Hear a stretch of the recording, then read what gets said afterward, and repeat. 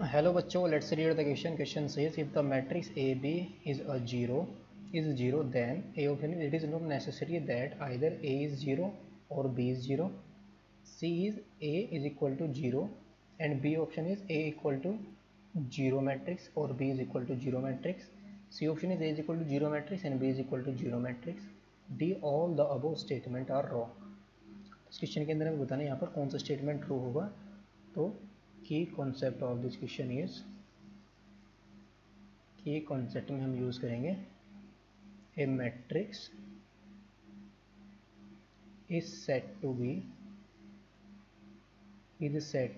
A zero matrix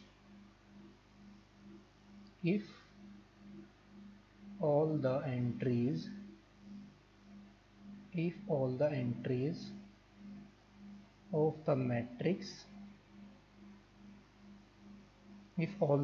of the matrix are 0, यानी कि सभी के सभी एंट्री मैट्रिक्स से क्या हो, 0 हो, तो उस मैट्रिक्स को हम क्या बोलेंगे, जीरो मैट्रिक्स.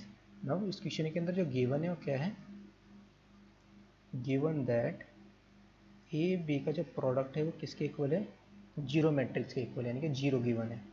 तो यहाँ से हमें क्या मिला, अगर हम, तो यहाँ पे बताना है कि कौन सा ऑप्शन यहाँ पर करेक्ट होगा. अगर हम लेट करें, इफ़ वी टेक, अगर हम ये वाली मैट्रिक्स ले लें, इफ़ वी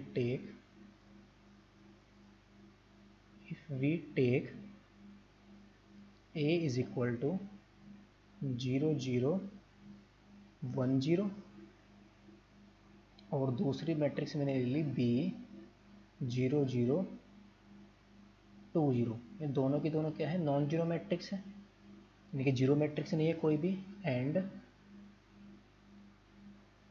जो इनका प्रोडक्ट आएगा वो कितना आएगा, and A into B is equal to क्या होगा, 0 0 1 0 इंटू 0 0 2 0 इज इक्वल टू किसके इक्वल आएगा, 0, ये तो ये भी एंट्री 0 होगी, ये भी एंट्री 0 होगी, 1 इंटू 0 0, 2 इंटू 0 0, ये भी 0 आ गया, 0 0 और ये भी 0 आ गया.